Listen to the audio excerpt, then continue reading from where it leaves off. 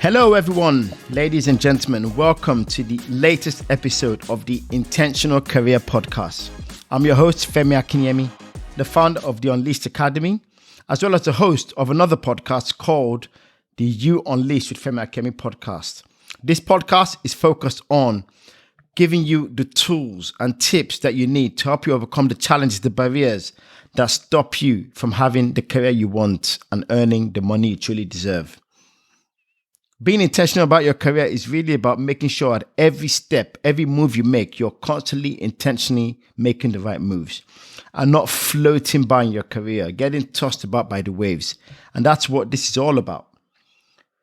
Today, I have a very special topic I'll be talking about. And today, I will be talking about recovering your reputation. It's really about when you lose a label that they've attached to you and you regain your standing within the organization. It's not easy, let me tell you. I have been there. I remember working on a project a long time ago. It was in the early days of working on the project. It was a big change project where we were looking to bring about a new system that was going to impact people and their jobs. People might lose their jobs, that sort of thing. And I hadn't gotten the confidence I needed at the time to take on such a role. I had the skills, but not the confidence. I wasn't usually assertive enough. I would go into meetings and I would find that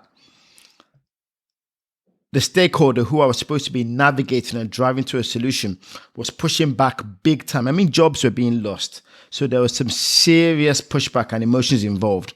And I couldn't handle it. I couldn't get my message across. And very quickly, I started to come across as someone who was incapable of doing the job. Now, the reality is that none of us is perfect. Making mistakes or getting things wrong is just a part of life and part of the learning process. But sometimes though, depending on how often you make mistakes or how seriously you make mistakes, you may find your reputation is tarnished or damaged, and people start labeling you with really cruel terms such as incompetent, untrustworthy, difficult, or even worse. I mean, imagine having a bad day and people all of a sudden think you're difficult. But the mistakes you make truly are rarely severe enough to cost you your job, but they can easily cost you your colleagues' respect. And we all know losing respect of your colleagues can be quite damaging, right? So the thing to always think about is a reputation is a fragile asset. I think William Shakespeare wrote in Othello, and I'm getting all poetic, and literary students will like this, is where Shakespeare in Othello says, "Good name in man and woman is the immediate jewel of the soul. Who steals my purse steals trash, but he that filches from me my good name robs me of that which not enriches him and makes me poor indeed." A good reputation is certainly worth protecting, because your reputation is built partly on your own behavior and traits and partly on how other people choose to see you. So you can only influence it. You can't control it. You can only influence it. But that makes it fragile. But it's also at risk from factors beyond your control, such as unfounded rumors that spread widely or maliciously. And let's not forget, in the workplace, we are talking about the reality is that sometimes there are people who have politics in mind and would take anything, they weaponize anything to affect you. And all of a sudden you can find that your pay rise, when it's time for pay rise, you're affected. When it's time for reviews, you're affected. When it's time for applying for a new job, you're affected. Promotions, you are affected. So your reputation is really, really something you should hold dear. But it's out of your control. So sometimes stuff happens. You make a mistake. But the question is, how do you bounce back? How do you regain your reputation? And there is an art to it. There is a skill you can apply to rebuilding your reputation. So while your reputation can be damaged almost overnight, it takes a long time to be rebuilt, sadly. But you'll need to be resilient and patient to do it.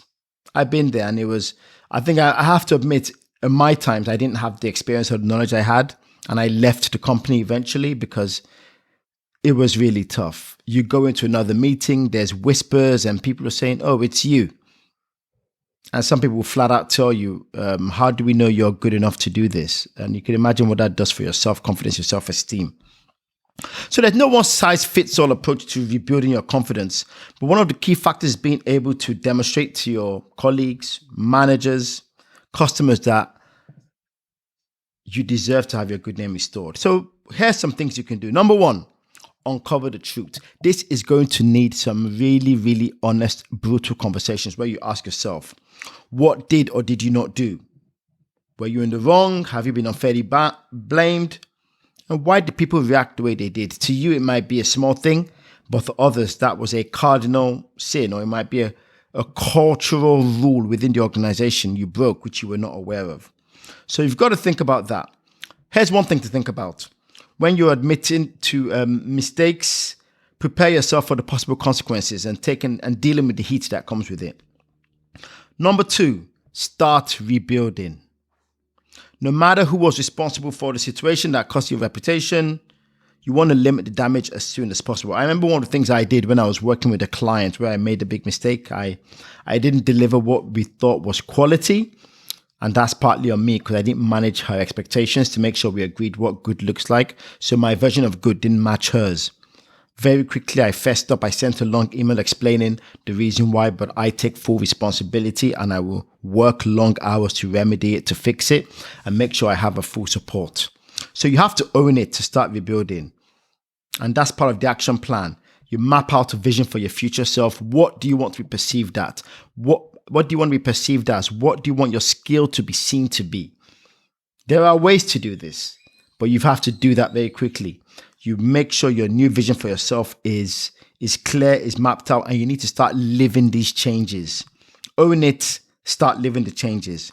But you need to believe in yourself before anyone else believes in you. If you don't work with the confidence and say, yes, I made a mistake, I own it, and I'm trying to become a better person, if you can't believe the truth about yourself, this new you, no one else is going to. And you have to challenge any negative thoughts.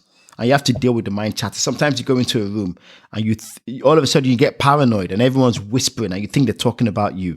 You have to deal with that. And then finally, I would say make a list. If you're trying to make amends for previous negative behavior or bad habits, it's important you don't lapse into this. So you constantly need to review this list of habits you have.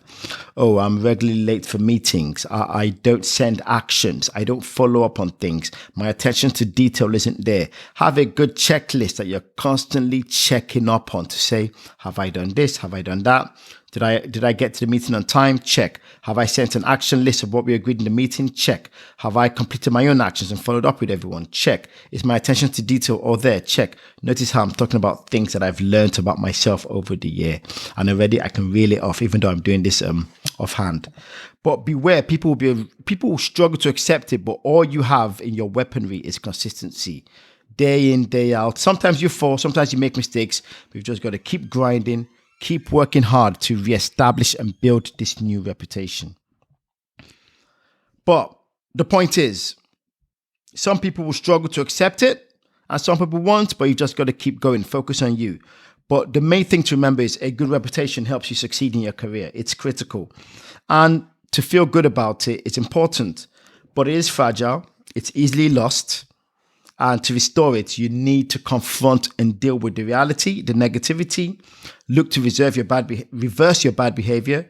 And once your standing is restored, you have to maintain the change to be the change you desire to be. And don't forget, these are things you can apply to your career and also to your life in every area. But this is my big takeaway today. Reputation is easily lost, but work hard to regain it and make sure you focus on holding it tight. Thanks for listening to this week's edition of the Intentional Career Podcast, where it's all about holding and looking after your reputation. It still matters. No matter what the people of the world tell you today, reputation still matters. If you've enjoyed this, leave comments below. Please leave a review on Apple Podcasts and all the major platforms. Share this with your friends, family, and do leave some comments telling us what you'd like me to talk about next week. Remember, stay intentional about your career. Don't let the wind blow you about. Stay focused, stay clear.